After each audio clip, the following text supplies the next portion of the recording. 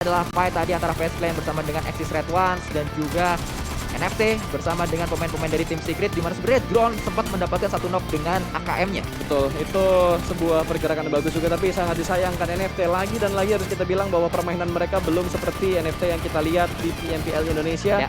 Mereka butuh banyak referensi lagi sih, mereka butuh banyak penyesuaian lagi karena cukup banyak tim yang mengubah gameplaynya ketika mereka bermain di weekdays dan juga di babak super weekend.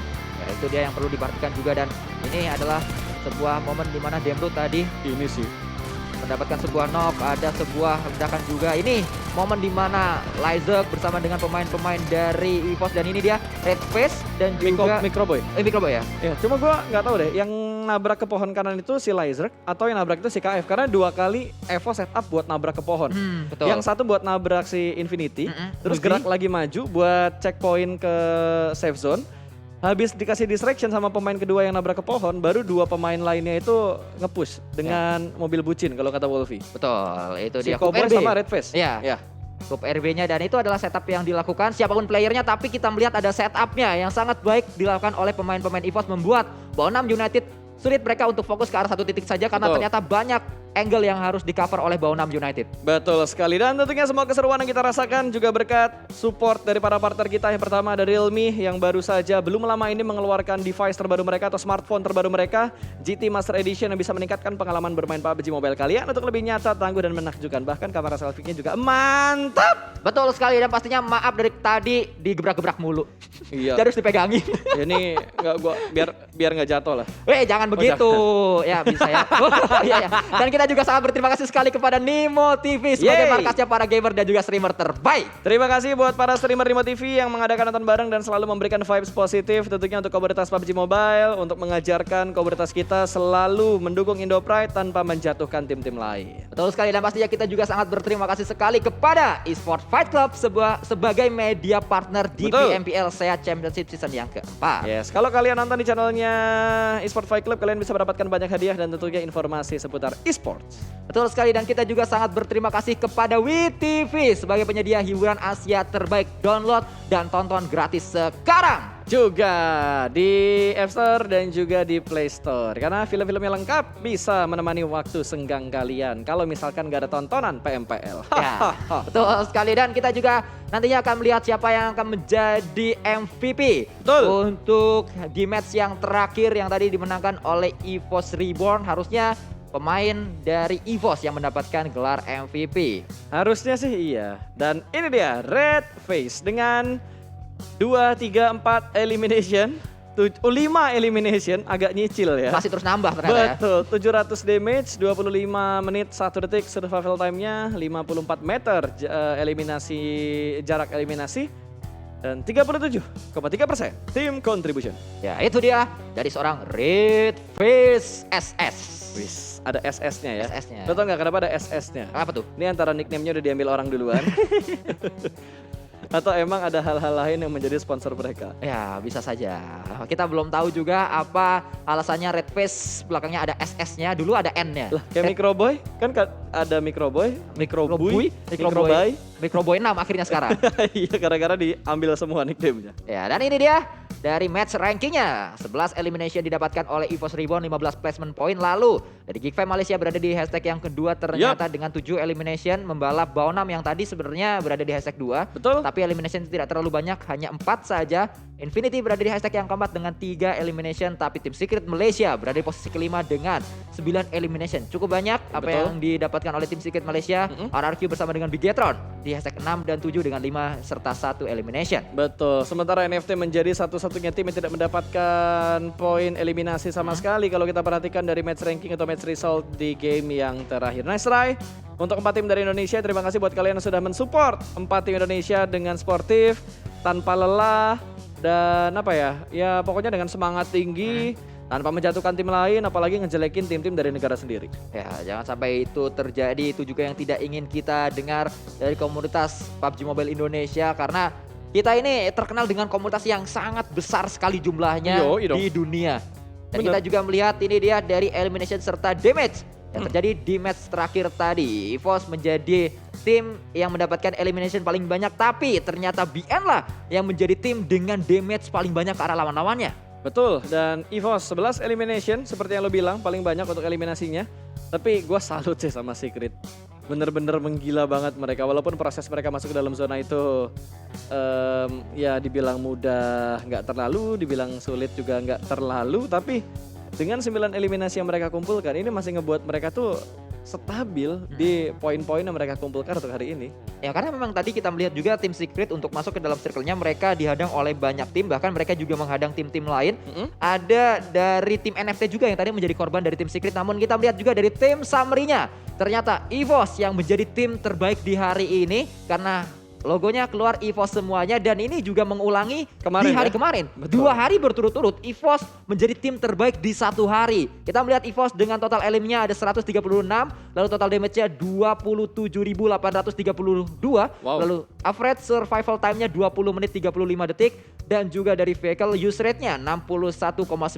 Betul, ini kalau dibaca EVOS. EVOS. Untuk tim Summary-nya. Sementara ini adalah data dari total eliminasi, total damage, dan average survival time. Vehicle usage rate-nya bisa terlihat di mana EVOS yang unggul dari eliminasi dan juga damage karena memang mereka menjadi tim pertama yang menyentuh angka 100 eliminasi atau 100 kill di Super Weekend. Sangat banyak sekali pastinya. Terlihat EVOS sangat mendominasi dari segi elimination, namun juga berimbang dari segi elimination serta dari segi placement. Kalau kita melihat dari Vampire memang eliminationnya mereka banyak, tapi dari segi placement poin mereka ini juga perlu dipertanyakan karena kemarin hanya 7 di satu hari di 5 match, tapi hari ini Vampire mulai kenal apa yang namanya rank point. Wah, jadi sebelum-sebelumnya mereka nggak di briefing kalau ada rank point ya? Kayaknya. Oke, ini dia dari elimination atau eliminator ranking. Di mana ada Demrut yang masih berada di posisi puncak dengan 52 eliminasi. Wow, 9.204.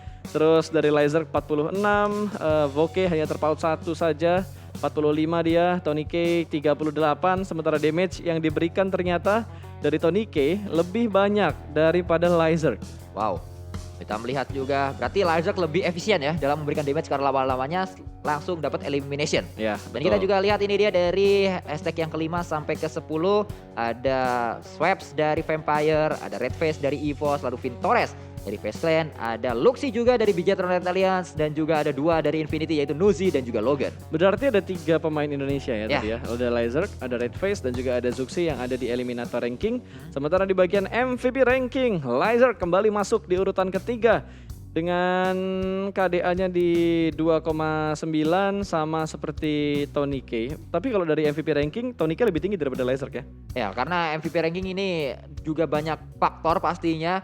Mungkin saja ada faktor-faktor lain eliminasi, yang juga damage, KDA, terus MVP point, betul. Terus ada survival time juga yang masuk. Ini kan yang di show, yang ditampilkan. Pasti ada poin-poin lain yang tidak ditampilkan untuk mendapatkan statistik yang ngebuat MVP rankingnya seperti ini.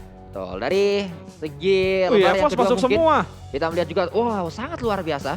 Pemain-pemain EVOS berada di jajaran MVP rankings dari hashtag 1 sampai 10, 4-4-nya ada di sana. Berarti yang paling dekat untuk memasuki hashtag 1 itu di 3 ya. Tadi seorang Lyzok, Microboy di hashtag 6, lalu Redface di hashtag 8, dan juga KF di hashtag ke-10. Ini gue curiga sementara EVOS ada di peringkat kedua gak sih? Atau bahkan bisa di peringkat pertama gitu untuk overall leaderboard gabungan dari Super Weekend 1 dan Super Weekend 2. Nanti akan kita lihat ya karena matematika saya lemah. Nah, gue percaya matematika lo bagus kok. Ah, bagus. Kata mama itu. Kata mama, dari mana mama? Kata mama, kalau ngitung duit pintar. Aduh. Tapi kita melihat juga dari MVP-nya, ternyata tadi memang Demrut ya masih menjadi pemain yang sangat-sangat berdampak untuk Geek Fam Malaysia. Berada di elim paling depan, MVP juga paling depan. Tapi ini dia Super Weekend Rankings kita. EVOS kembali ke puncak klasemen untuk di minggu yang kedua. Mereka di awal minggu yang kedua sampai di match ketiga di minggu yang kedua, di hari yang pertama kemarin berada di peringkat pertama. Sempat tergusur sampai ke peringkat yang ke-6, tapi kali ini mereka comeback kembali berada di puncak klasemen dengan jarak poin yang cukup jauh 121 dan dibuntuti oleh Face Clan dengan 108 poin. Lo mau tau fun fact gak? Apa tuh? 10 game EVOS hari ini setara dengan 15 game yang mereka mainkan di Super Weekend pertama. Wow. Super Weekend pertama mereka ngedapetin 121 total poin. Dan sekarang dengan 10 match mereka udah nambal hal itu dengan 121 total poin. Baru 2 hari tapi setara 3 hari. Betul, jadi 15 match setara dengan 10 match yang udah mereka lewatin. Masih punya tabungan 5 match lagi besok.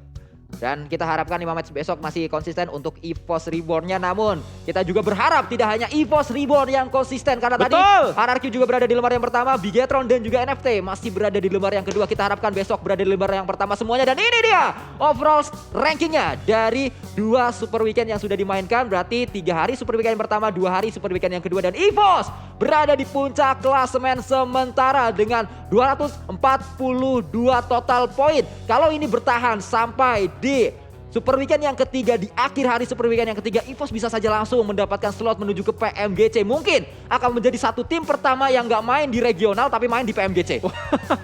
Mungkin saja. Bener, bahkan mereka gak main di regional tapi mereka main di saya. Itu udah mereka buktikan. Iya.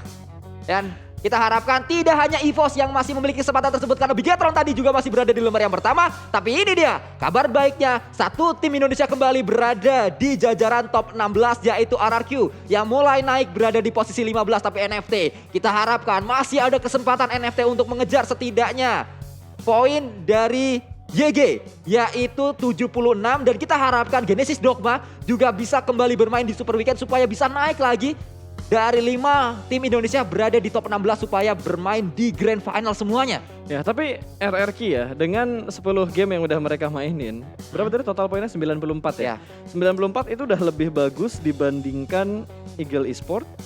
Udah lebih bagus, ya Eagle Esport lah tolak ukurnya. Karena Eagle Esport 15 game di Super Weekend pertama mereka hanya mendapatkan 88 total poin. Tapi RRQ 94 total poin yang mereka kumpulkan. Ya, betul sekali. Tapi untuk lebih lengkapnya lagi, langsung saja kita lemparkan ke analis kita, Odi. Silakan. Silakan Odi Diu.